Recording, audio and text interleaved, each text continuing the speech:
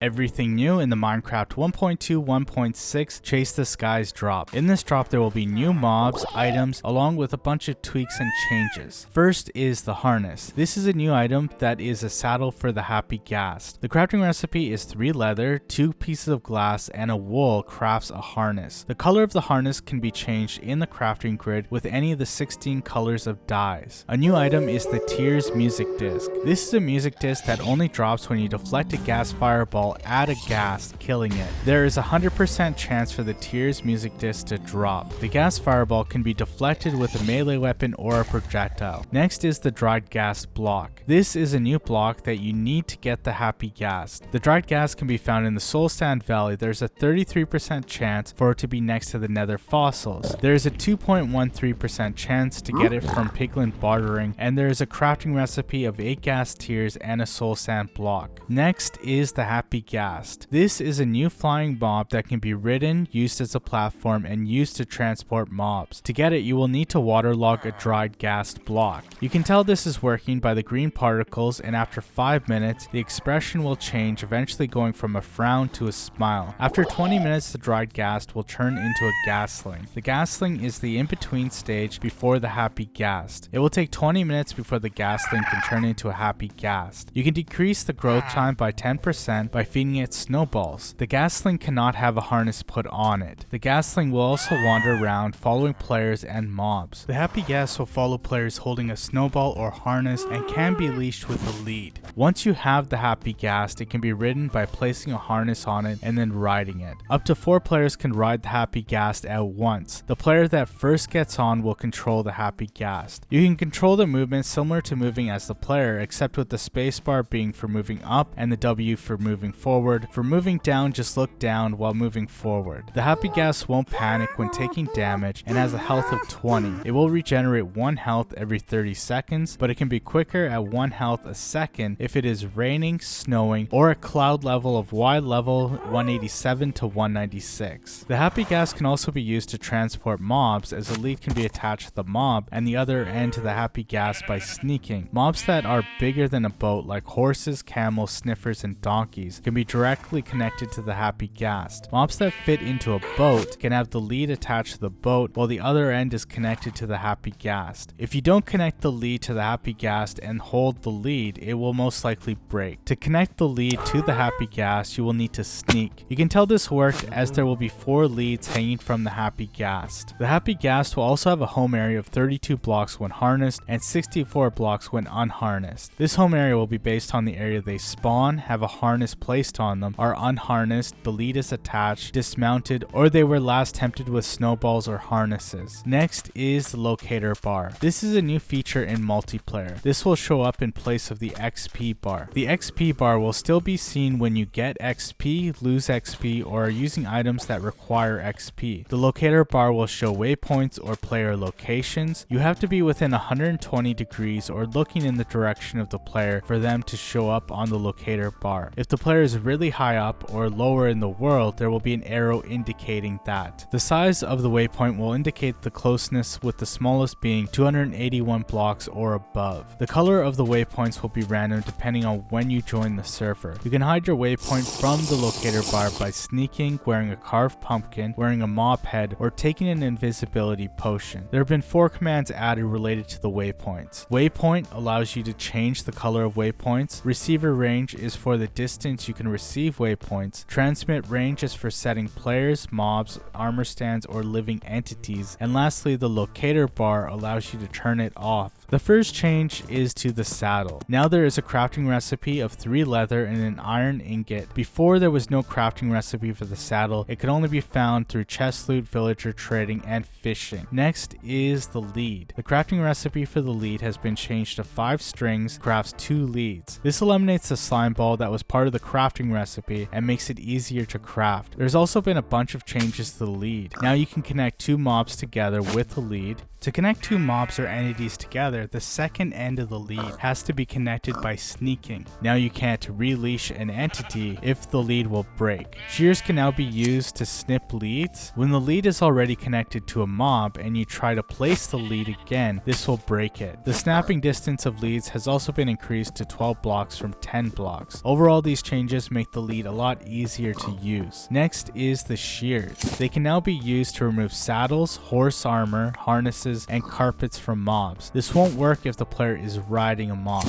Leather can now be found in more loot chests. 1 to 5 leather can be found in the monster room chest, ancient city, desert temple, jungle temple, and the stronghold altar chest. The Firefly bush now produces larger and more constant particles at night. Firework rockets now when gliding will only be used as a boost even when placed on a block. Horses, donkeys, and mules now can be fed carrots to heal, grow, and improve their temper. Clouds will now exist all the way to the horizon, and the pattern of the clouds in the sky has been updated. 2 new advancements have been added. The Stay Hydrated advancement is placing a dried gas block in water. The Heart Transplanter is placing a creaking heart in the correct alignment between 2 pale oak logs. In Bedrock Edition, there's also been the addition of vibrant visuals. This is a new graphics mode that enhances the visuals, offering improved lighting, shadows, and more. This will later be added in the Java edition. Besides those additions and changes, there's also been a lot of bug fixes to the game. I think that covers everything for the Chase the Skies drop, and I hope you enjoy.